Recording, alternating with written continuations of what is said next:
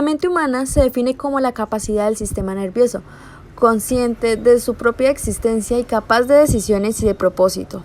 Por otra parte, es capaz de desencadenar enfermedades en el ser humano.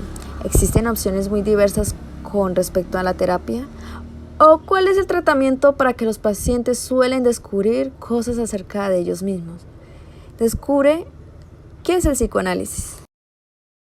Según Freud, la asociación libre era la regla fundamental del psicoanálisis. Se trata de una técnica que consiste en que el paciente exprese durante las sesiones de terapia todas sus ideas, emociones, pensamientos e imágenes, tal y como se le presenta, sin restricciones ni ordenamientos. El psicoanalista debe determinar qué cosas dentro de esas manifestaciones reflejan un conflicto inconsciente. Durante una sesión, los psicólogos pueden intervenir hasta un cierto punto.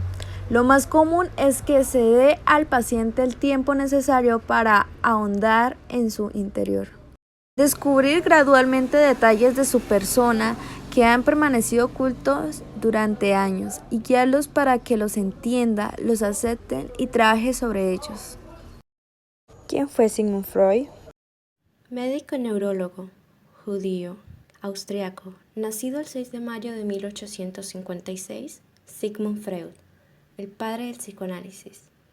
Pero, ¿quién fue este personaje?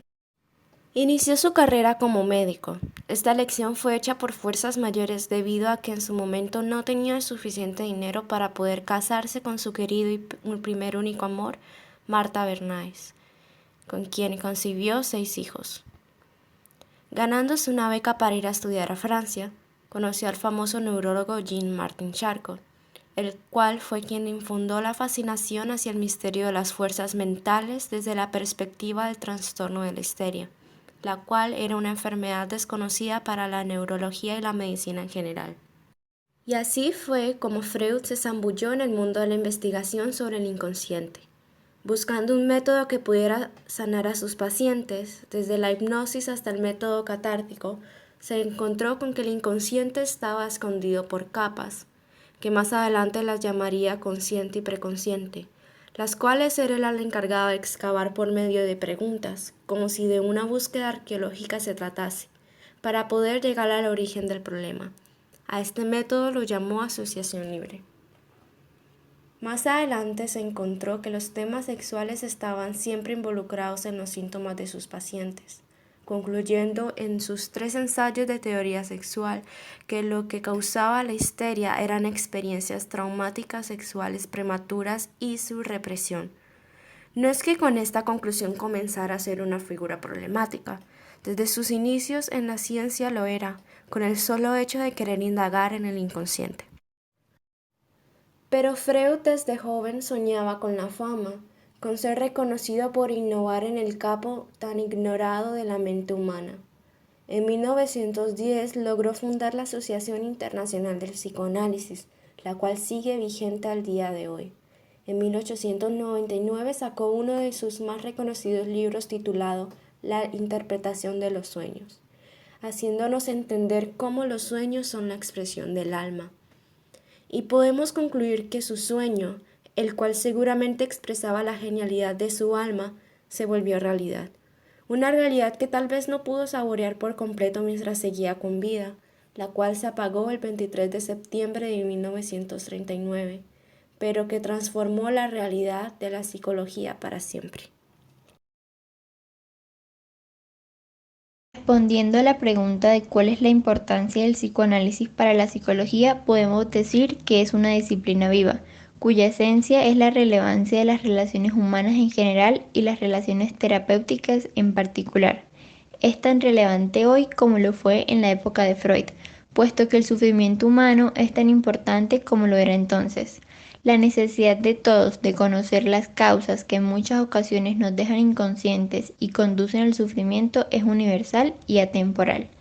Sin autoconocimiento, nada que venga de afuera podría ser valorado, amado, explotado o rechazado. El psicoanálisis es antiguo y actual, porque su nacimiento ofreció la visión de la mente más coherente e intelectualmente satisfactoria.